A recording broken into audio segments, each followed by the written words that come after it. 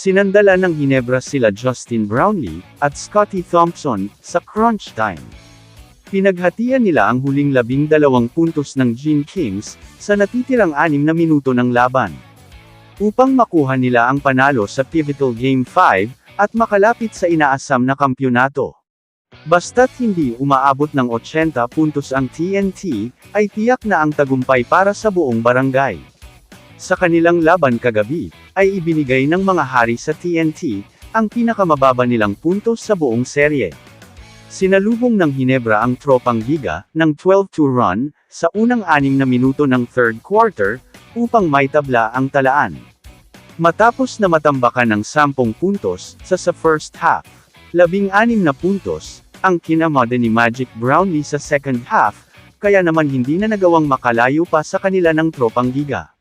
Nanguna sina Scottie Thompson, at Justin Brownlee. Nang ilabas ng Barangay Hinebra, ang comeback win kontra TNT tropang Giga, sa Game 5 ng PBA Commissioner's Cup Finals. Naghatid si Thompson ng back-to-back na basket para sa kalamangan ng Gene Kings, bago selyuhan ni Brownlee ang panalo, na may 4 na sunod na puntos sa huling minuto. Si Brownlee, na naglalaro na may thumb injury, ay nagposte ng 18 points, 14 rebounds, at 5 assists. Habang si Thompson ay nagtala ng 16 points, 10 rebounds, at 5 assists. Nagdagdag sina Jepet Aguilar, at Maverick Ahanmisi ng tig-11 puntos, habang lumapit ang Hinebra sa kampyonato.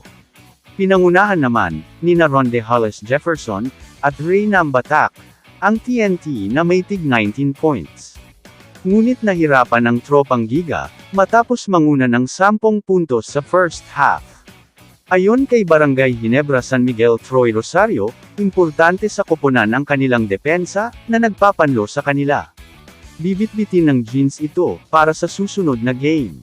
Sa harap ng mahigit 12,000 na tao, sa Smart Araneta Coliseum. Nagpakita ng hindi kapani-paniwalang katatagan, ang Barangay Hinebra San Miguel. Na tinalo ang TNT tropang Giga, sa isang kapanapanabik na Game 5, para makuha ang krusyal na 3-2 lead sa PBA Commissioner's Cup Finals. Kamusta mga idol? Sports Zone PH, para sa sports news and update. Kung bago ka pa lamang dito sa channel ko, pindutin mo na ang subscribe button at notification bell, para lagi kang update sa mga sports news.